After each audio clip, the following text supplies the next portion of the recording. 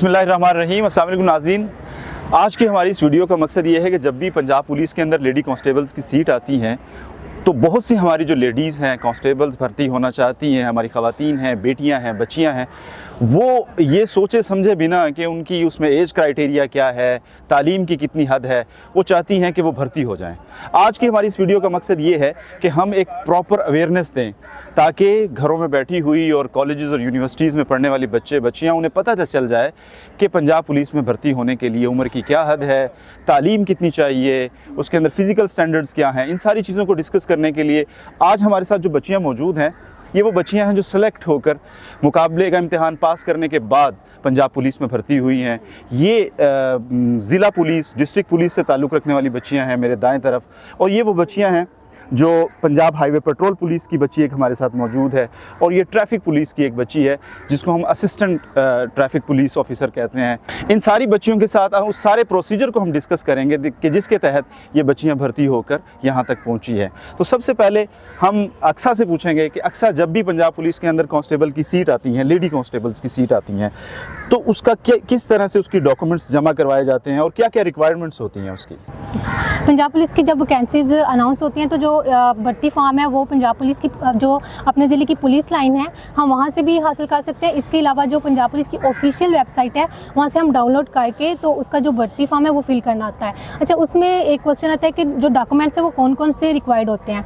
तो जो डॉक्यूमेंट्स है, डॉक्यूमेंट्स में हमारी जो सबसे पहले एजुकेशन हमारी कितनी होनी चाहिए, जो तालीम है वो कम अज़ कम हमारी मैट्रिक होनी चाहिए। लेकिन अगर आपने इंटर और आपने ग्रेजुएशन की हुई है तो आप उसके जो डॉक्यूमेंट्स है वो भी साथ अटैच कर सकते हैं। उसके बाद आ जाते हैं कि हमारी एज कितनी होनी चाहिए। जो हमारी एज है वो हमारी कम अज़ कम 18 साल और ज़्यादा से ज़्यादा 22 साल होनी चाहिए।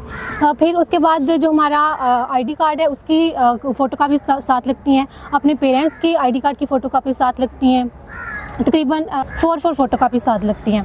फिर उसके बाद आ जाता है डोमिसाइल जो है वो बहुत ज़्यादा ज़रूरी होता है, आईडी कार्ड के साथ डोमिसाइल भी लगता है।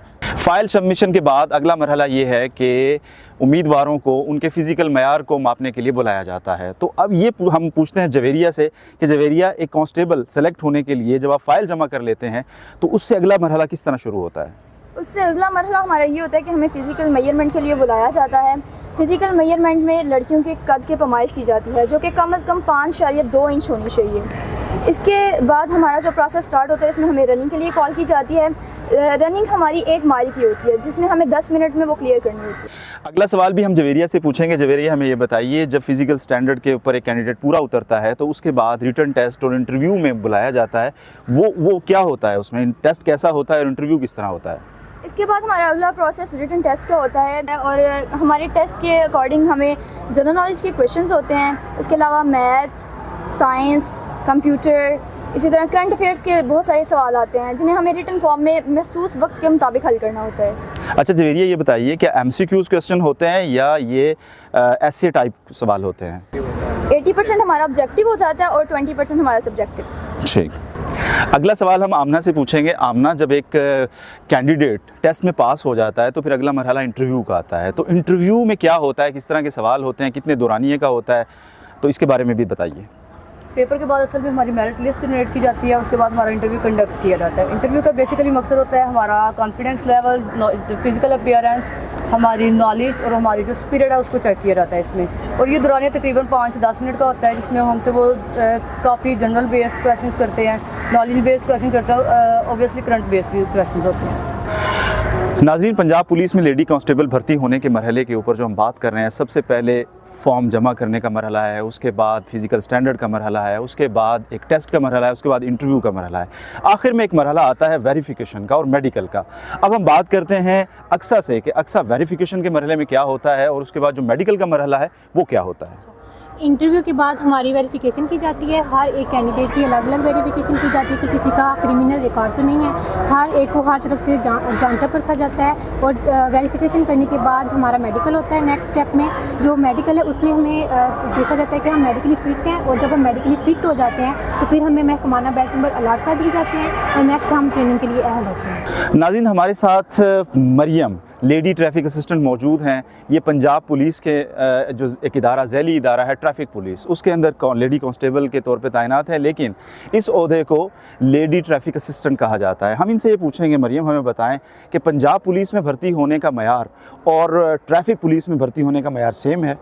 जी सर, जैसा कि आपने अभी पंजाब पुलिस के बारे में बात की, पंजाब पुलिस और ट्रैफिक असिस्टेंट का तकरीबन क्राइटेरिया जो है वो सेम है, लेकिन इसकी एजुकेशन में थोड़ा डिफरेंस आ जाता है। पंजाब पुलिस में हमें अप्लाई करने के लिए मैट्रिक बेस पे हम अप्लाई कर सकते हैं, लेकिन जब हम ट्रैफिक असिस्टेंट जो कि सेम ग्रेड है 7, लेकिन इसको हम ट्रैफिक असिस्टेंट का नाम देते हैं, लेकिन इसके लिए एजुकेशन भी हमें इंटरमीडिएट चाहिए होती है। हमारे पास पंजाब हाईवे पेट्रोलिंग पुलिस की एक लेडी कांस्टेबल तहमीना भी मौजूद हैं। इनसे भी हम यही सवाल करेंगे। तहमीना, हमें ये बताएं कि पंजाब हाईवे पेट्रोल पुलिस में अगर एक बच्ची भर्ती होना चाहती है, क्या उसका और पंजाब पुलिस की लेडी कांस्टेबल का जो स्टैंडर्ड है वो सेम है या उसमें कोई डिफरेंस है? हमें बताइए। सर बेसिकली जो इन्होंने बताया, अभी लेडी ट्रैफिक वार्डन ने भी बताया, पंजाब पुलिस ने भी बताया, सारा क्राइटेरिया सेम है, लेकिन इसमें ना 2 डिफरेंसेस आ जाते हैं जी। इसमें 1 मेजर डिफरेंस जो है क्वालिफिकेशन का है। इसमें हमारा कम से कम जो तालीम है वो इंटर बेस होनी चाहिए। नेक्स्ट आ जाता है इसमें हमारी एज रिक्वायरमेंट, कम से कम 18 साल और एज लिमिट में 25 ईयर्स रिक्वायर्ड होती है। 25 ईयर के बाद हम इसमें जो है वो अप्लाई करने के अहल नहीं होते। बिल्कुल ठीक, बिल्कुल ठीक है। यानी यहाँ ये बात बड़ी क्लियर हो जानी चाहिए कि पंजाब पुलिस और जो हमारी ट्रैफिक पुलिस है, इन दोनों के अंदर लेडी कांस्टेबल आने के लिए आपको 18 साल से 22 साल की एज चाहिए, लेकिन अगर आप पंजाब हाईवे पेट्रोलिंग पुलिस में एज ए कांस्टेबल आना चाहते हैं तो आपका एज का क्राइटेरिया 18 से 25 साल तक एक्सटेंड हो जाता है। नाज़रीन, इस वीडियो के अंदर हमने Punjab police, Punjab highway patrolling police और ट्रैफिक पुलिस में लेडी कांस्टेबल आने का जो मुकम्मल एक क्राइटेरिया है वो बड़ी तफसील के साथ आपके साथ डिस्कस किया है।